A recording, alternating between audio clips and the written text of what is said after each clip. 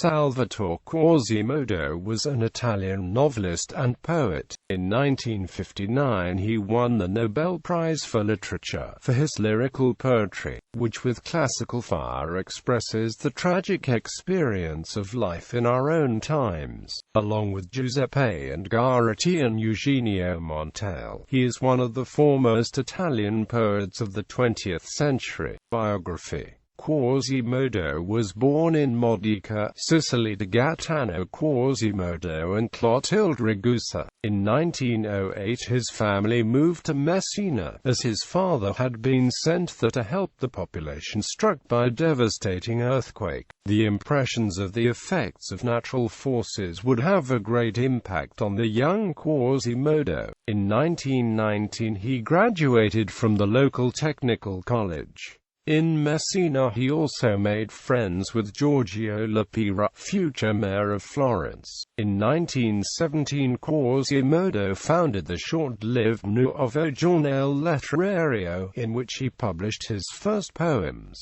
In 1919 he moved to Rome to finish his engineering studies, but poor economic conditions forced him to find a work as a technical draftsman. In the meantime he collaborated with several reviews and studied Greek and Latin. In 1929, invited by Elio Vittorini, who had married Quasimodo's sister, he moved to Florence. Here he met poets such as Alessandro Bonsanti and Eugenio Montale. In 1930 he took a job with Italy's Civil Engineering Corps in Reggio Calabria. Here he met the Misferi brothers, who encouraged him to continue writing. Developing his nearness to the Hermetic movement, Quasimodo published his first collection, Acita, in that year. In 1931 he was transferred to Imperia and then to Genoa, where he got acquainted with Camillo Barbaro and other personalities of the Circoli magazine, with which Quasimodo started a prolific collaboration. In 1932 he published with them a new collection, Obo Summerso, including all his lyrics from 1930 to 1932.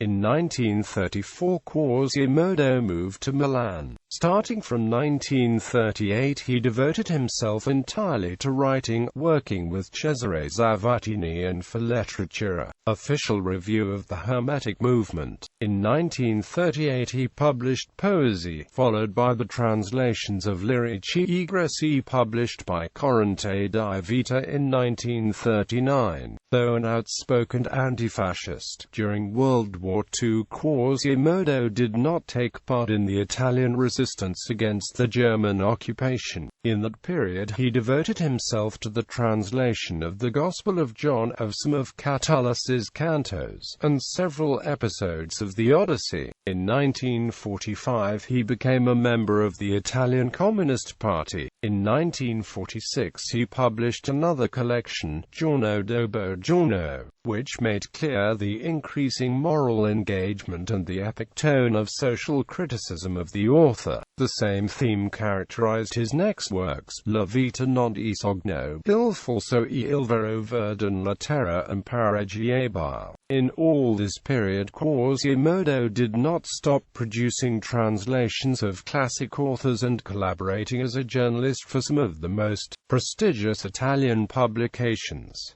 In the 1950s Quasimodo won the following awards: Premio San Babila, Premio Etna Taormina, Premio Viareggio and, finally, the Nobel Prize for Literature. In 1960 and 1967 he received honoris causa degrees from the universities of Messina and Oxford, respectively. In his last years the poet made numerous voyages to Europe and America, giving public speeches and public lectures of his poems, which had been translated in several foreign languages. In June 1968, when he was in Amalfi for a discourse, Quasimodo was struck by a cerebral hemorrhage. He died a few days later in the hospital in Naples. He was interred in the Cimitero Monumentale in Milan.